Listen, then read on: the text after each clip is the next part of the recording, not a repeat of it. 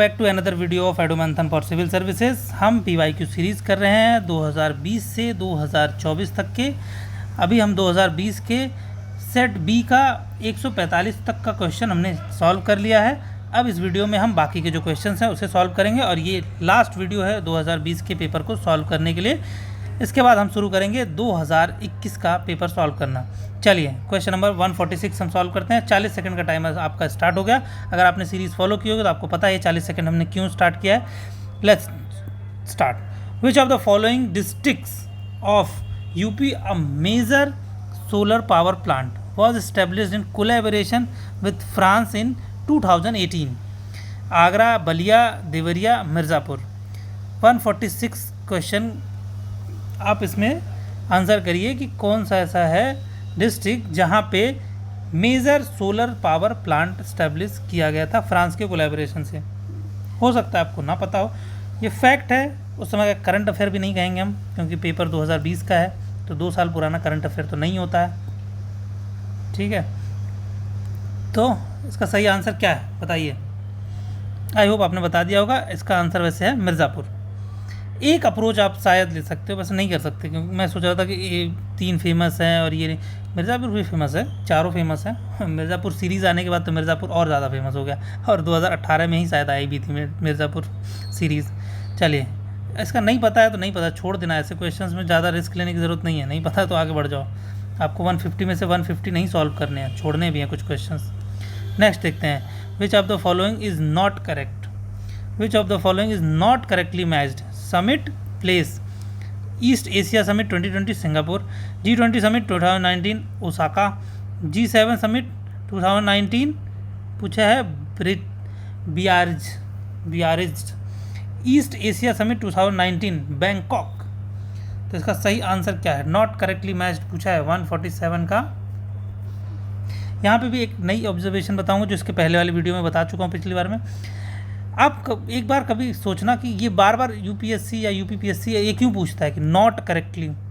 इसलिए क्योंकि आप कितना कॉन्सेंट्रेटेड हैं एग्ज़ाम प्रेशर में और कितने सही तरीके से अंडर प्रेशर में आप डिसीजन ले सकते हैं, इसलिए पूछता है। चलो, ऑब्जर्वेशन क्या है एक बार बताओ। एग्जामिनर के पास क्या ऑप्शंस कम पड़ गए थे क्या? दुनिया भर में इतनी समिट होती हैं, हर साल समिट होती हैं। 2020 में ही इतनी सारी हुई होंगी।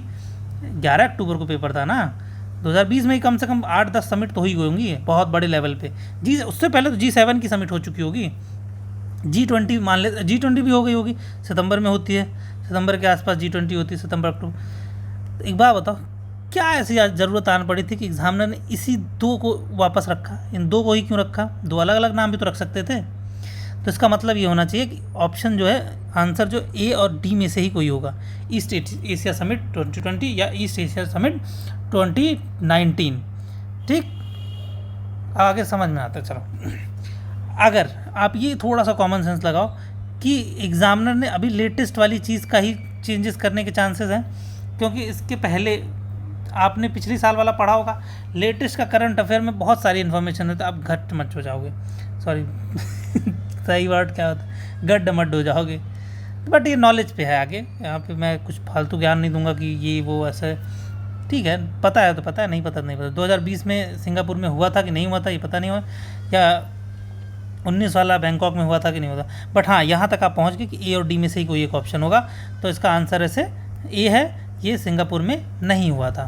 ठीक, सही आंसर मुझे कमेंट करके बताओ। नेक्स्ट क्वेश्चन देखते हैं। How many more Ramsar sites were added to Uttar Pradesh in January 2020? Yes, उस टाइम का ये करंट अफेयर मुझे याद है, बहुत न्यूज़ बनी थी इस पर ही, क्योंकि ये नंबर छोटा मोटा नंबर नहीं था, अच्छा खासा नंबर था। 2020 में कितने सारे रामसर साइट्स बनाई गई थी यूपी में, इंडिया में नहीं।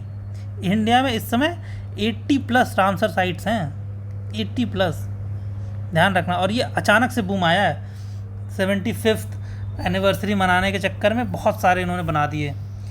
तो चलो, इसका हाँ यूपी में पूछा इन्होंने। क्वेश्चन नंबर 148 का सही आंसर है B6। ये उस टाइम का करंट अफेयर है, तो आप घबराने की ज़रूरत नहीं कि आपको नहीं पता, नहीं पता तो नहीं पता, छोड़ दो, इतना टेंशन ना लो। नेक्स्ट क्वेश्चन देखते हैं। क्वेश्चन स्टार्ट करते हैं। In which of the following states of India the first ever e Lok Adalat was started during the कोविड-19 पीरियड? उत्तर प्रदेश, महाराष्ट्र, छत्तीसगढ़, बिहार। सही आंसर क्या है इसका? इसका आंसर मैं कहता हूँ आप सोच भी नहीं पाओगे। तुक्का मारो एटलीस्ट ट्राई करो कि क्या है। आप उम्मीद नहीं करोगे कहाँ से है। विच ऑफ फर्स्ट टाइम ई लोक अदालत किसने स्टार्ट करी थी कोविड-19 के दौरान? बहुत अच्छा इनिशिएटिव है ये। है उत्तर प्रदेश, महाराष्ट्र, छत्तीसगढ़, बिहार। इन तीनों में से, चारों में से कौन है जिसने स्टार्ट किया था फर्स्ट टाइम ई लोक अदालत? आई होप कि आपने से गेस गलत ही किया हो। अगर नॉलेज होगी तो अलग बात है। वैसे इसका सही आंसर है C, Chhattisgarh. We do not expect usually from Chhattisgarh, Jharkhand, Orissa कि they start something first ever, they do something first, but ऐसा नहीं है। वो हमारे देश का ही पार्ट है। ऐसा कुछ अच्छी चीज़ें वो भी करते हैं, कुछ नहीं, बहुत सारी। बिरसा मुंडा जी उसी से, झारखंड से हैं, उन्होंने ही स्टार्ट किया था मुंडा रिवेलियन। तो आप किसी भी स्टेट को, किसी भी जगह को कम मत आंकना। बिहार ज्ञान की नगरी। खैर आगे चलिए, हमें अपने टॉपिक से आगे भटकना, अपने टॉपिक से भटकना नहीं है। Question number 150 and the last question of this paper 150। Which of the following tribes is not the native to the Andaman and Nicobar island of India? भाई साहब इन चारों के नाम आपने सुने हो तो मैं मान जाऊँ कि आपने सुने, आपने कुछ के। हालचू, रिंगमा, ओंजे, सोमपेन। जिसने ये पेपर बनाया होगा ना, मैं गारंटी से कह रहा हूँ उस आदमी ने भी देख के बनाया होगा। लिख तो नहीं, उसके दिमाग में तो नहीं रहा होगा कि ये इसका ऐसे ऐसे यहाँ अंडमान में, निकोबार में इतनी ट्राइब्स रहती हैं। उन महान इंसान ने एक पेपर उठाया होगा, पेपर से कॉपी पेस्ट किया है, वो भूल गए अपने दिन। खैर चलो, इसका सही आंसर अगर सही बताएं तो छोड़ ही देना, ऐसे फालतू में आंसर मत टिक करने बैठ जाना। पता है तो अलग बात है, फिर तो कोई तो मतलब ही नहीं है, फिर तो आप टिक मार के आओ। नहीं पता शांति से छोड़ देना। इसका आंसर है रेगमा, ठीक है? क्योंकि ये क्वेश्चंस आपको पेपर में डराने के लिए आते हैं। देखो सिंपल मैं एक सिंपल साइकोलॉजी बताता हूँ। सपोज मैं रियल एग्जाम में बैठा हूँ, मैंने ये क्वेश्चन पढ़ा। एक तो इन्होंने पूछा कि नॉट का मतलब पूछते हैं कि इसमें से 3 ऐसी हैं कि जो होंगी, 3 सही हैं, एक होगा कोई जो गलत है, ठीक? मैंने चारों के ही नाम नहीं सुने हैं। पहले तो मुझे ये इंग्लिश वाला हलचू, रेंगमा, ओंगे, सैम्पन, ये नाम पढ़ने में ही हमें डिफ़िकल्टी आई। ये रियल एग्ज़ाम की बात कर रहा हूँ, क्योंकि आपको 40 सेकंड में ये क्वेश्चन पढ़ना है और आंसर भी करना है। इस 40 सेकंड में आप इस क्वेश्चन को पढ़ोगे, आपको लगता है कि अंडर प्रेशर नहीं आओगे आप? ये ऑप्शंस पढ़ते ही आपका बुद्धि हिल जाएगी। अगर आपने बहुत अच्छे से भी प्रिपेयर किया ना, तो भी आपकी बुद्धि हिल जाएगी, क्योंकि रियल एग्ज़ाम में ऐसे वर्ड्स आपको डिफ़िकल्ट होंगे। तब अगर आप प्रोनाउंसिएशन ही नहीं कर पा रहे हैं जिन वर्ड्स का, आपको परेशान कर देंगे। और ऐसे क्वेश्चंस जब आएँ तो बिलीव मी, सिंपल अपने आप को बोलो कि क्वेश्चन सिर्फ डराने के लिए है। हमसे में बोलता है हमसे, सॉरी पंचायत से हमसे, तो बस वही बोलो हमसे। हैं तुम हमें डराओगे? अगर सोचो किसी बच्चे के, लिटरली सोचो एक बार, किसी बच्चे के क्वेश्चन नंबर 1 पे आ जाएगी, उसको डरा देगा ये एक्चुअल में कि अरे पेपर तो कहीं और से आ गया। और ये क्वेश्चन नंबर 150 है, तो आप अपना पूरा 149 क्वेश्चन सॉल्व करके आ चुके हो, तो आपका कॉन्फिडेंस बूस्ट है ऑलरेडी। अगर आप अच्छा करके आए हो, अभी तक नहीं करे हो, तो ये आपको क्वेश्चन डराएगा नहीं डराएगा, क्योंकि लास्ट में होने की वजह से थोड़ा कम डरा सकता है। बट ज़रूरी नहीं सबके सेट में ऐसा ही आए।